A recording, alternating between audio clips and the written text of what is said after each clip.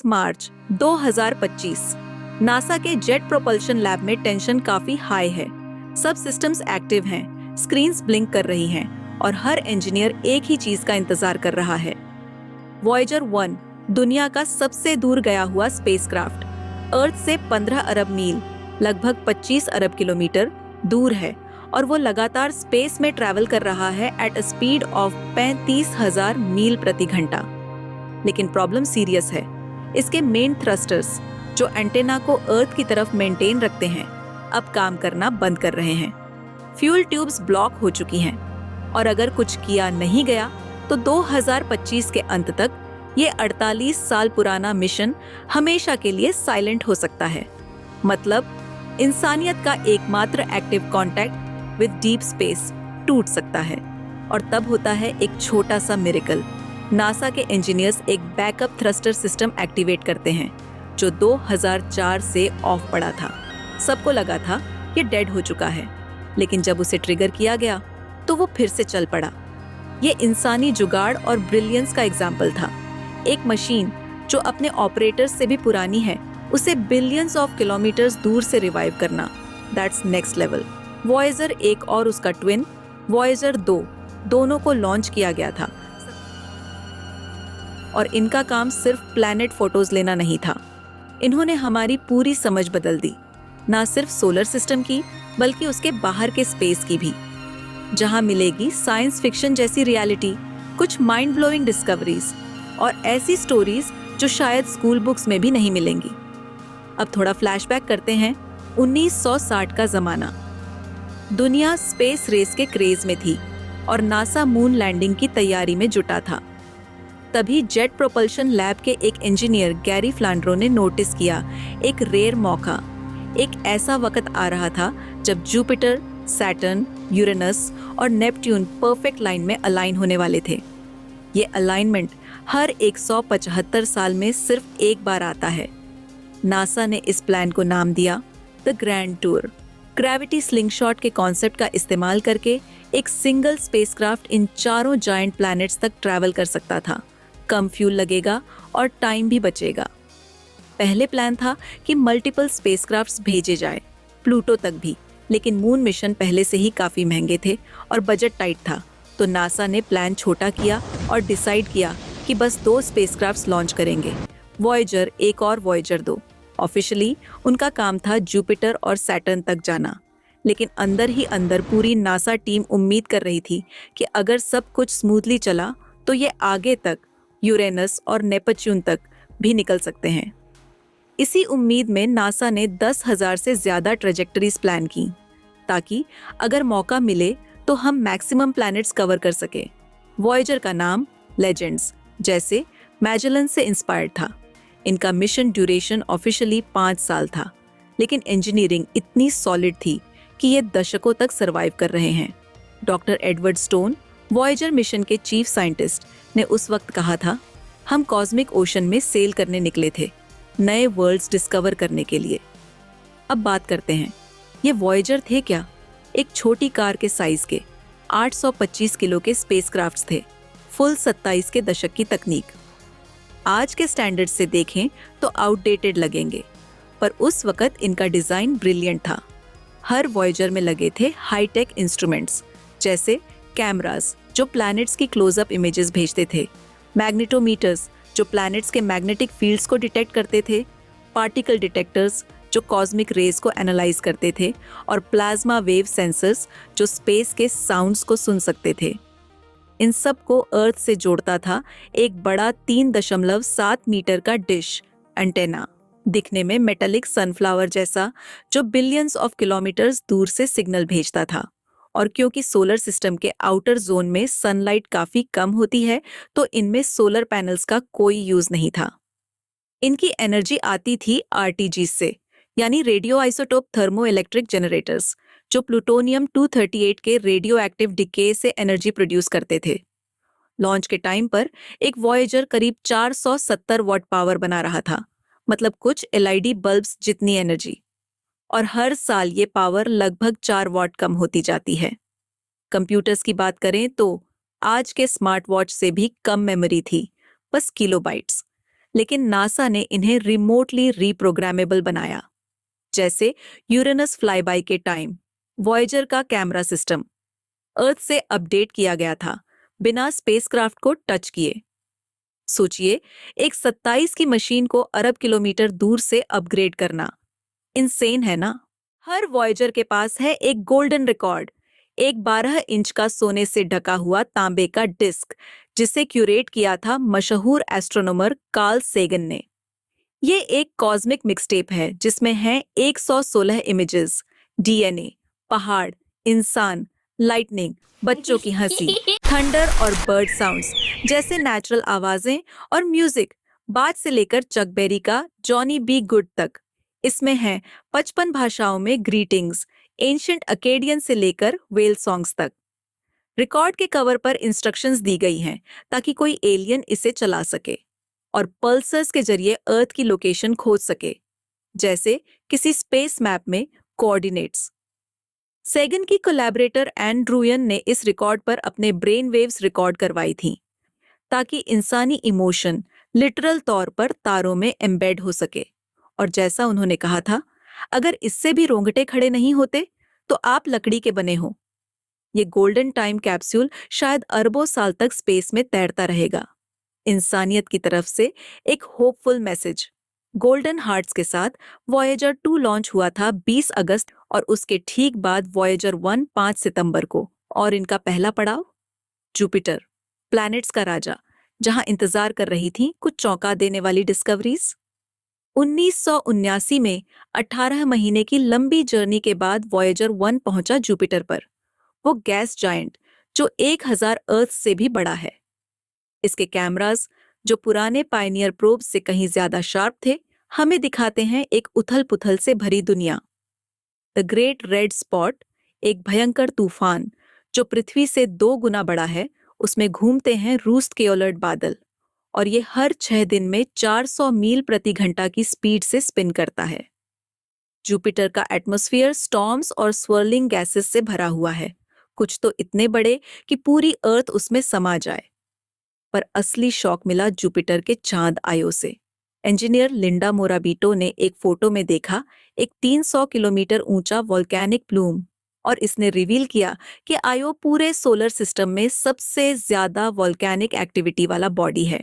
इस पर 100 से ज्यादा ज्वालामुखी इरप्ट कर रहे थे, और ये सब जुपिटर के टाइडल फोर्सेस की वजह से, जो आयो के अंदरूनी हिस्सों को लिटरली गूंद रहे थे।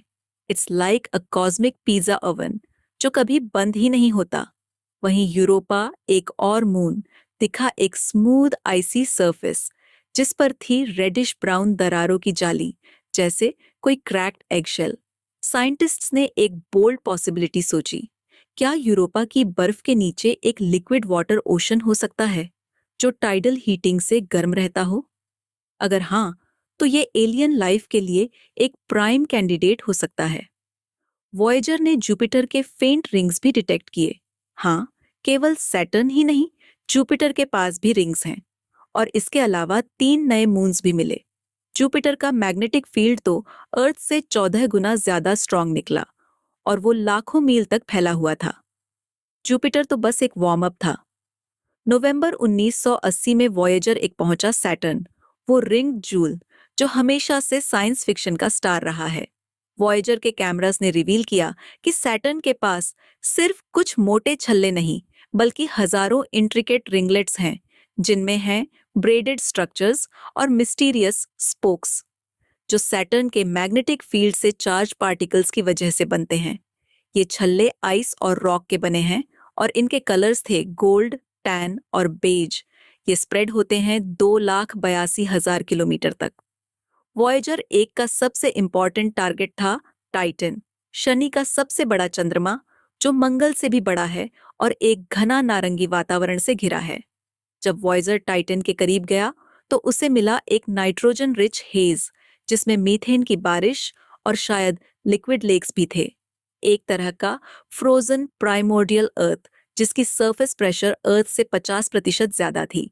लेकिन इस पास से फ्लाईबाई की कॉस्ट थी। वॉयेजर 1 सोलर सिस्टम के प्लेन से बाहर चला गया। इसका प्लैनेटरी टूर यहीं खत्म हो गया, एक बड़ा साइंटिफिक बलिदान। अब बारी थी वॉयेजर 2 की, जो सैटर्न पर पहुंचा अगस्त 1991 में। लेकिन ऑलमोस्ट सब कुछ बिगड़ने ही वाला था। इसका कैमरा प्लेटफॉर्म जाम हो गया और यूरेनस और नेपच्यून की टारगेटिंग लगभग असंभव हो गई। इंजीनियर्स ने अर्थ से कमांड्स भेजी प्लेटफॉर्म को हिलाने के लिए, एक ऐसा फिक्स जो बिलियंस ऑफ किलोमीटर्स दूर हुआ और पूरा नासा टेंशन में था। वॉयेजर 2 ने एनसेलाडस की सरफेस को भी देखा, जो इतनी ब्राइट थी कि 99% सनलाइट रिफ्लेक्ट कर रही थी। इसका मतलब था गाइजर्स, जो बाद में कैसिनी मिशन से कंफर्म हुए। वॉयेजर 2 ने डिस्कवर किए छोटे शेपर्ड मून्स, प्रोमेथियस और पेंडोरा, जो सैटर्न के रिंग पार्टिकल्स को हर्ड कर रहे थे। इसके अलावा मिला आइएपीटस, जिसका एक हिस्सा पिच ब्लैक था और दूसरा प्योर वाइट, जैसे किसी ने दो चांद जोड़ दिए हों। पूरा सैटर्न सिस्टम एक बस्टलिंग कॉस्मिक नेबरहुड की तरह निकला। अब वॉयेजर एक स्टार्स की ओर बढ़ चुका था और वॉयेजर 2 ने ग्रैंड टूर को आगे कैरी किया। जनवरी 1986 में वॉयेजर 2 पहुंचा यूरेनस, अब तक का इकलौता स्पेसक्राफ्ट जो वहां गया है। यूरेनस एक पेल साइन कलर्ड प्लैनेट जो अपनी ऑर्बिट पर साइडवेज घूमता है, शायद किसी एंशिएंट टक्कर की वजह से। सरफेस दिखती थी ब्लैंड, लेकिन वॉयेजर के इंस्ट्रूमेंट्स ने रिवील किया एक मैग्नेटिक फील्ड जो प्लैनेट के एक्सिस से 60 डिग्री टिल्ट था और सेंटर से भी 30% ऑफसेट। इसका मतलब एक कॉर्कस क्रू सहित मैग्नेटोस्फीयर। लेकिन सबसे वियर्ड निकले इसके मून्स। मिरांडा सिर्फ 500 किलोमीटर का चांद, लेकिन इसका सरफेस ऐसा लगा जैसे किसी ने कॉस्मिक फ्रैंकेनस्टाइन बना दिया हो। ह्यूज क्लिफ्स जैसे वेरोना रूपेस, डीप ग्रूव्स और क्रैक्ड सरफेस, शायद किसी पुराने टूट फूट के हादसे का नतीजा। वॉयेजर ने 10 नए चंद्रमा खोजे और यूरेनस के डार्क नैरो रिंग्स को भी फोटोग्राफ किया, जिन्हें कंट्रोल कर रहे थे छोटे मून्स। अगस्त 1989 वॉयेजर 2 पहुंचा नेपच्यून, पृथ्वी से 4.8 अरब किलोमीटर दूर। ये था ग्रैंड टूर का आखिरी प्लैनेट। नेपच्यून की कोबाल्ट नीली एटमॉस्फेयर अंदर से जनरेट हो रही हीट की वजह से अलाइव थी और इसमें था ग्रेट डार्क स्पॉट, एक अर्थ साइज तूफान। विंड स्पीड 1300 मील प्रति घंटा, पूरे सोलर सिस्टम में सबसे तेज। नेपच्यून का सबसे जबरदस्त मून था ट्राइटन। क्रायोवोल्कानोज वहां से नाइट्रोजन गैस फेंक रहे थे 8 किलोमीटर ऊंचाई तक, और टेम्परेचर था सिर्फ 38 केल्विन। सरफेस दिख रही थी पिंकिश ऑरेंज, कैंटलूप टेक्सचर जैसी, और एक थिन एटमॉस्फेयर भी मौजूद था। वॉयेजर ने नेपच्यून के क्लम्पी अनइवन रिंग्स भी देखे और 6 नए मून्स डिस्कवर किए, जिनमें सबसे नोटेबल था प्रोटियस, एक डार्क मिसशेपन रॉक। वॉयेजर 2 ने अपने पूरे टूर में 22 नए चंद्रमा और 4 रिंग सिस्टम्स डिस्कवर किए। नेपच्यून और ट्रिटन की क्रेसेंट लाइट वाली तस्वीरों के साथ ग्रैंड टूर का अंतिम पन्ना लिखा गया, एक कॉस्मिक फेयरवेल, आखिरी सलाम सितारों की ओर। प्लैनेट्स पीछे छूट चुके थे, लेकिन असली एडवेंचर तो अब शुरू होना था। नेपट्यून को क्रॉस करने के बाद वॉयेजर 2 ने वॉयेजर 1 को ज्वाइन किया एक नए मिशन में, वॉयेजर इंटरस्टेलर मिशन, जिसमें दोनों प्रोब्स एक्सप्लोर कर रहे थे हीलियोस्फीयर को, यानी सूरज की सोलर विंड से बनी वो प्रोटेक्टिव बबल जो पूरे सोलर सिस्टम को घेरती है। 25 अगस्त 2012 को वॉयेजर 1, जो उस समय 18 अरब किलोमीटर दूर था, उसने हीलियोपॉज को क्रॉस कर लिया, यानी वो बाउंड्री जहां सन का प्रभाव खत्म होता है। ये डिस्टेंस था 121 AU, एस्ट्रोनॉमिकल यूनिट्स। यहीं से शुरू हुआ ह्यूमनकाइंड का पहला कदम इंटरस्टेलर स्पेस में। वॉयेजर 2 भी पीछे नहीं रहा, वो भी 5 नवंबर 2018 को 119 AU पर हीलियोपॉज पार कर गया। इनके इंस्ट्रूमेंट्स ने डिटेक्ट किया प्लाज्मा डेंसिटी में अचानक जंप हुआ, 0.12 पार्टिकल्स पर क्यूबिक सेंटीमीटर, और साथ ही solar wind signals almost disappear हो गए। ये साफ सिग्नल था कि दोनों प्रोब्स सूरज के दायरे से बाहर निकल चुके हैं। वहां डीप स्पेस में वॉयेजर्स ने कॉस्मिक रेज डिटेक्ट किए जो सुपरनोवास से निकले थे। उन्होंने एक हाइड्रोजन वॉल ऑब्जर्व की, यानी गैस का एक कॉम्प्रेस्ड लेयर जो हीलियोस्फीयर के बाहर एक्यूमुलेट हो रहा था। सबटल मैग्नेटिक फील्ड चेंजेस ने रिवील किया कि हमारा सोलर सिस्टम गैलेक्सी के साथ कैसे इंटरैक्ट करता है। वॉयेजर 1 का प्लाज्मा वेव इंस्ट्रूमेंट वहां की गैस में वाइब्रेशन सुन सका, एक फेंट इंटरस्टेलर हम। वहीं वॉयेजर 2 ने प्लाज्मा टेम्परेचर और डेंसिटी एक्यूरेटली मेजर की।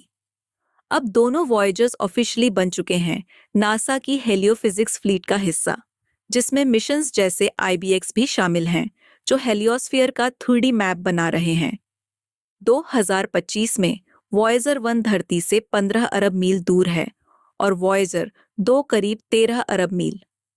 अब भी ये दोनों सिग्नल्स भेज रहे हैं नासा के डीप स्पेस नेटवर्क के जरिए, जिसके 70 मीटर एंटेना हैं कैलिफोर्निया, स्पेन और ऑस्ट्रेलिया में। हीलियोस्फीयर से बाहर कॉस्मिक रे इंटेंसिटी 10 से 20% तक बढ़ गई। ये साबित करता है कि ये बबल हमें कॉस्मिक रेडिएशन से कितना प्रोटेक्ट करता है। वॉयेजर्स से कांटेक्ट करना कोई आम बात नहीं है, ये एक कॉस्मिक लेवल की चैलेंज है। इनके सिग्नल्स सिर्फ 20 वॉट्स के हैं, यानी आपके फ्रिज के बल्ब से भी कमजोर। वॉयेजर 1 का सिग्नल अर्थ तक पहुंचने में 23 घंटे और वॉयेजर 2 का 19.5 घंटे लेता है।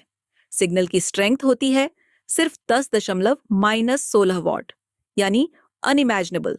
2023 में वॉयेजर 1 ने जिब्रिश भेजना शुरू कर दिया था। एटीट्यूड कंट्रोल सिस्टम में एक बिट फ्लिप हो गया था, लेकिन नासा के इंजीनियर्स ने 15 अरब मील दूर से उसे फिक्स कर दिया। बेहद अनोखा, सही, लेकिन सबसे बड़ी प्रॉब्लम है पावर। RTGs हर साल 4 वॉट लूज करते हैं। लॉन्च पर यह पावर थी 470 वैट और 2025 तक गिरकर 250 वैट के आसपास पहुंच गई। इस वजह से नासा को टफ डिसीजंस लेने पड़े। फरवरी 2024 में वॉयेजर 1 का कॉस्मिक रे सबसिस्टम बंद किया गया। मार्च 2024 में वॉयेजर 2 का low energy charge particle instrument shutdown हुआ और अक्टूबर 2024 में वॉयेजर 2 का प्लाज्मा साइंस इंस्ट्रूमेंट भी डीएक्टिवेट कर दिया गया। मध्य 2025 तक वॉयेजर 1 के पास बस 2 एक्टिव इंस्ट्रूमेंट्स बचे हैं, मैग्नेटोमीटर और प्लाज्मा वेव सबसिस्टम। वहीं वॉयेजर 2 के पास 3 इंस्ट्रूमेंट्स बचे हैं। मार्च 2025 का थ्रस्टर रिवाइवल मिशन इसलिए भी क्रिटिकल था क्योंकि डीप स्पेस स्टेशन 43 कैनबेरा को मेंटेनेंस के लिए फरवरी 2026 तक बंद किया जाना था। नासा की कोशिश है कि 2030 के दशक तक कम से कम एक इंस्ट्रूमेंट तो चलते रहें, ताकि हम इंटरस्टेलर डेटा गैदर करते रहें। लेकिन वक्त बहुत कम बचा है। प्रोजेक्ट साइंटिस्ट लिंडा स्पिल्कर ने एक बार कहा था, हर दिन आखिरी हो सकता है, लेकिन हर दिन एक नई इंटरस्टेलर खोज भी ला सकता है। वॉयेजर की लेगेसी सिर्फ साइंस नहीं है, ये इंसानियत की कल्चर का भी हिस्सा बन चुका है। 14 फरवरी 1990 को जब वॉयेजर एक धरती से 6 अरब किलोमीटर दूर था, लगभग 40 AU की दूरी पर, उसने एक फोटो लिया जिसे कहा गया family portrait of the solar system. उसी फ्रेम में हमारी पृथ्वी एक छोटी सी नीली बिंदु की तरह दिखी, एक पिक्सल से भी कम, एक सुनबीम के बीचों बीच। कर्ल सागन ने उसे कहा, द पेल ब्लू डॉट।